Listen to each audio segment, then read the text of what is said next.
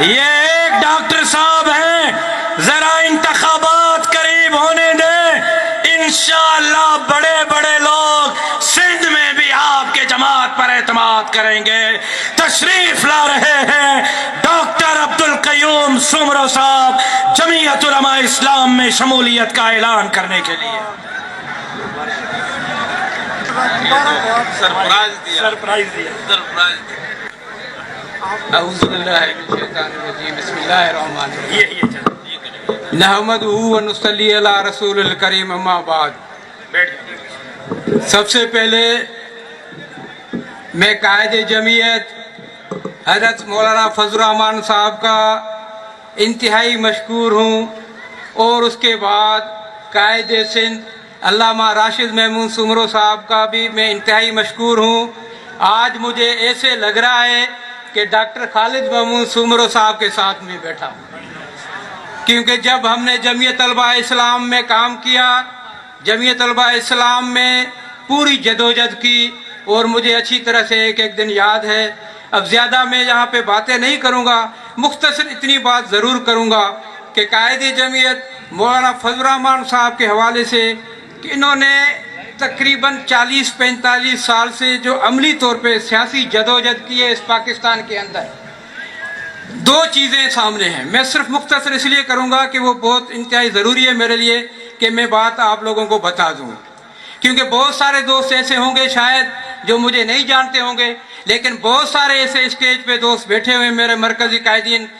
مولانا غفور حیدری صاحب بھی ہیں، صوبائی پوری قیادت بھی یہاں پہ ہے۔ مولانا صاحب کی سیاسی جدوجہد کو میں نے اپنی آنکھوں سے دیکھا ہے۔ جب پہلی مارشل لا تھی ضیاء الحق کی، تو اس میں مولانا صاحب کے 4.5 سال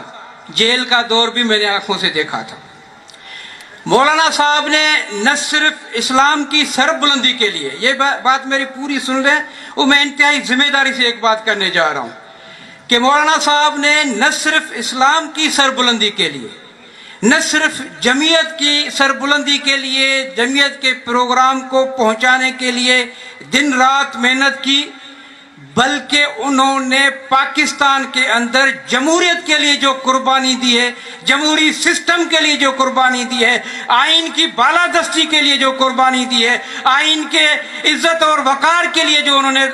تکالیف اٹھائی ہیں، جو جدوجہد کی ہے، میں بتا رہا ہوں کہ یہ پاکستان کی تاریخ میں شاید کسی سیاسی لیڈر جو ہے، کسی سیاسی رہنما کے نصیب میں یہ ہو۔ اور آج مولانا صاحب، مجھے یہ بات کرنے میں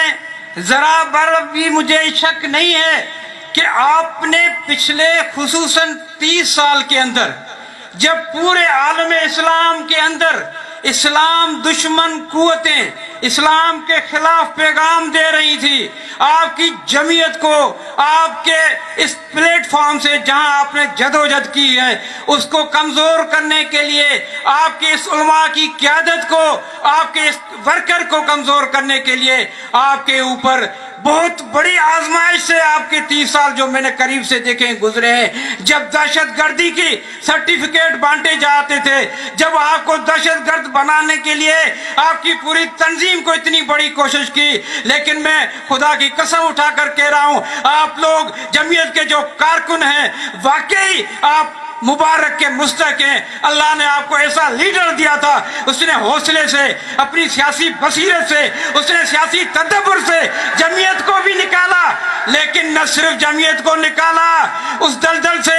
لیکن میں آپ کو ان اداروں کو بھی کہہ رہا ہوں کہ اس نے پاکستان کو بھی بچا لیا، ورنہ شاید ان حالات میں پاکستان کا بچنا ناممکن میں تھا۔ لیکن آپ کے قائد نے، ہمارے قائد نے، میں نے کبھی زندگی میں، چاہے میرا تعلق کسی کے ساتھ بھی رہا ہو اگر ماضی میں، لیکن میں نے ہمیشہ بات کی ہے، اور میں نے وہاں پہ یہ بات سنی ہے، انتہائی اہم ترین حلقوں میں یہ بات سنی ہے، اور مجھے اس وقت انتہائی دل سے خوشی ہوتی تھی، اور میں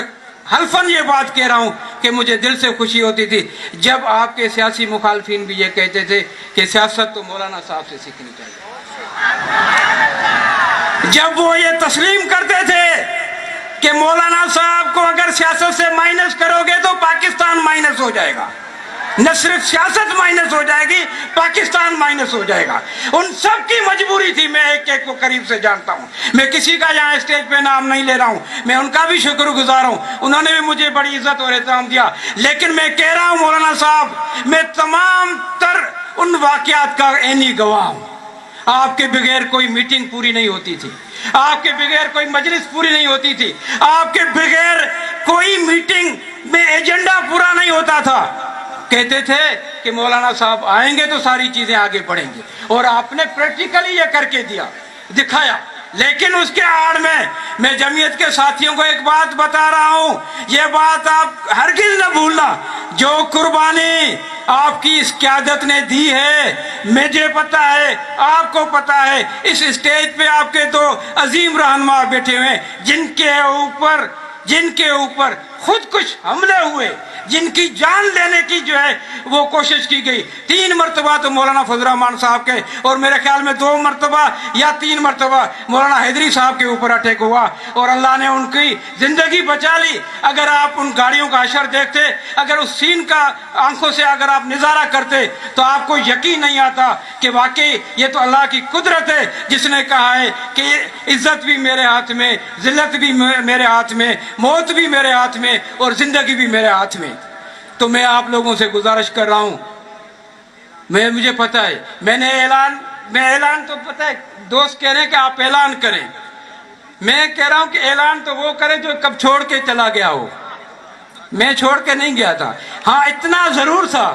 بقول مولانا حیدری صاحب کے ابھی مجھے کہہ رہے تھے کہ آپ ڈیپوٹیشن پہ گئے تھے، آپ کی ڈیپوٹیشن کینسل ہو گئی ہے، آپ واپس آ گئے۔ تو میں نے کہا مولانا صاحب آپ بلیو کریں، میں فزیکلی کہیں پہ بھی تھا، یہ تو اللہ میرا دیکھ رہا ہے، مجھے کہنے کی بھی ضرورت نہیں ہے۔ بلکہ میں ایک مرتبہ کراچی میں ایک اجلاس ہو رہا تھا، اس وقت میرے پاس منسٹری تھی ریلیجس افیئر کی، تو مجھے اپنے ساتھیوں نے کہا کہ آج جو آپ نے تقریر کی ہے وہاں پہ، تو ایسے لگ رہا ہے کہ آپ کی تو آج ہی چھٹی ہو جائے گی۔ میں نے کہا اس سے فرق نہیں پڑتا ہے کہ چھٹی ہو رہی یا نہیں ہو رہی، لیکن میں نے دل کی بات کر دی ہے، اور دل کا یہ آواز آپ تک پہنچا دیا ہے۔ میرا تعلق، میرے پورے خاندان کا تعلق جمعیت سے تھا، ہے، کبھی وہ ٹوٹا ہی نہیں ہے۔ میں تو مولانا صاحب سے ہمیشہ کہتا تھا کہ میں جب گاؤں میں جاتا تھا تو میرے گھر کے اندر جو جھنڈے لگے ہوتے تھے وہ جمعیت کے لگے ہوتے تھے، تو میں کیسے کہہ سکتا ہوں کہ میں جمعیت میں نیا ہوں؟ بلکہ میں شاید کافی لوگوں سے میں پرانا ہوں، باقی جو پیریڈ میں باہر میں نے گزارا ہے وہ بھی شاید اس میں بھی کوئی بھلائی ہو، ہر کام میں بھلائی ہوتی ہے۔ بہت ساری باتیں کروں گا انشاءاللہ آپ کے ساتھ، بہت ساری باتیں ہیں، ضرور بھی کروں گا۔ صرف میں یہ کہتا ہوں کہ مولانا صاحب سچی بات ہے کہ آپ نے اگر مجھے حوصلہ نہ دیا ہوتا، آپ نے اگر مجھے نہ سنبھالا ہوتا، تو شاید میں تتر بتر ہو جاتا۔ آخری ایک چیز کر کے 2 منٹ میں مجھے مولانا غلام قادر صاحب کی ایک بات میں بتا دوں۔ مولانا صاحب سے میرا ایک بہت بڑا عقیدت کا رشتہ رہا ہے، اور میرے رشتہ دار بھی ہے، اس کے بیٹے کے ساتھ ہماری رشتہ داری بھی ہے۔ بس یہ آخری جملہ ہوگا، اس کے بعد میں اپنی بات ختم کروں گا، اور یہی میرا جذبہ ہے، اور میرا اللہ دیکھ رہا ہے یہ بات۔ تو اس کی وفات کے بعد ایک بزرگ شاہپور کے چاکر کے جو بزرگ تھے، آپ سب جانتے ہوں گے، تو جی مولانا صاحب حسن صاحب، انہوں نے جو ہے قبر پہ کشف کیا، تو پوچھا کہ مولانا صاحب آپ کے ساتھ کیا گزری قبر میں اور آگے کے حالات؟ تو اس نے کہا کہ مولانا صاحب نے صرف ایک ہی جواب دیا کہ میرا کوئی عمل اللہ کے ہاں قبول نہیں ہوا، صرف ایک پرچی میرے سامنے رکھی گئی، اس میں لکھا ہوا تھا کہ آپ جمعیت کے ورکر ہیں، ممبر ہیں، اس نیکی سے تمہیں جو ہے نا جنت کے حوالے کرتے تھے۔ اور خدا کی قسم میرے یہ ذہن میں ہوتی تھی، یہ ذہن میں تھی کہ شاید میری آخری بچت ہو، میرا تو کوئی عمل نہیں ہے، ہو سکتا ہے۔ آج مجھے یقین ہے کہ اللہ نے اگر مجھے واپس اس راستے پہ لیا ہے تو شاید وہ میری دعا، وہ میری خواہش، وہ میری حسرت۔ ایک بات یہ، دوسری بات بس، حضرت علامہ امروٹی صاحب، اس سے بھی بڑی ہماری عقیدت، بہت بڑا میرا ان کے بھی ساتھ تعلق رہا، بہت پیار کا رشتہ رہا۔ امروٹی صاحب، محمد شاہ امروٹی صاحب، آپ سب جانتے ہو۔ محمد شاہ امروٹی صاحب کو جب ہم نے تدفین کے لیے قبر میں لحد میں اتارا، تو جمعیت کا وہ جھنڈا تھا جس میں اس کو لپیٹ کر کے رکھا گیا تھا۔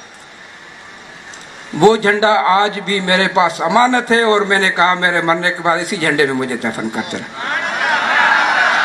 وما علینا الا البلاغ۔